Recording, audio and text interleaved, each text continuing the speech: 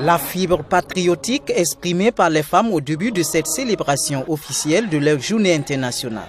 L'hymne national est chanté en chœur après avoir observé la minute de silence en hommage aux victimes des attaques terroristes du 2 mars dernier. Les femmes qui commémorent cette journée internationale sous la problématique de leur participation à la gouvernance ont exposé de prime abord au président du Faso la question du respect du quota genre.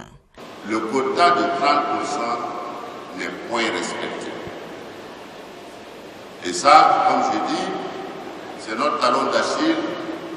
Et je voudrais dire que la loi sur les quotas, telle qu'elle avait été prise en son temps, mérite d'être révisée dans le fond si nous voulons effectivement être un peu plus contraignants pour qu'il y ait 30% de représentation des femmes au niveau électif et que également nous-mêmes à notre propre niveau, au niveau gouvernemental, l'effort soit fait pour qu'au prochain remaniement, il y ait au moins 30% de femmes au gouvernement sénatorial.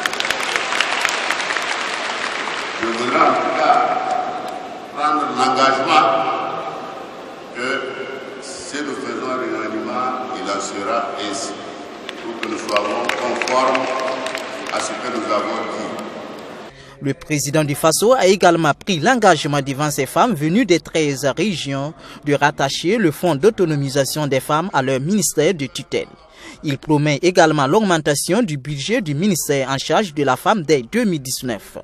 À la liste des préoccupations issues des différents forats régionaux et qui trouvent écho favorable auprès du chef de l'État, s'ajoutent entre autres les questions d'accès aux terres, l'amélioration de la santé de la mère et de l'enfant, l'accès à l'éducation de la jeune fille, la mise à disposition des femmes d'unités de production modernes. Pour un suivi minutieux de la prise en compte de ces préoccupations, le ministère en charge de la femme a procédé à la désignation de parrains pour chaque région. Des parrains qui ne sont autres que les présidents des délégations consulaires régionales. Nous avons remarqué qu'après les manifestations de ce genre, les femmes repartent chez elles sont perdues, elles veulent beaucoup de choses et mon ministère est interpellé. Vous voyez que mon ministère est en lien avec les autres ministères. Nous avons besoin de travailler dans la budgétisation sensible au genre.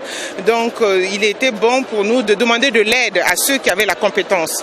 C'était les chambres de commerce de nous appuyer dans l'autonomisation des femmes. Ils ont les circuits, ils ont aussi les ressources financières pour accompagner et ils ont les conseils, l'expérience. Et c'était mieux qu'elles soient accompagnées par ces 3 facteurs qui sont des facteurs assez importants pour l'évolution des femmes. Montrant sa détermination à améliorer la condition de la femme burkinabé, Rochma Christian Kaboré a souhaité une rencontre annuelle avec les femmes du Burkina et un mécanisme d'évaluation trimestrielle des engagements pris au cours de ce forum.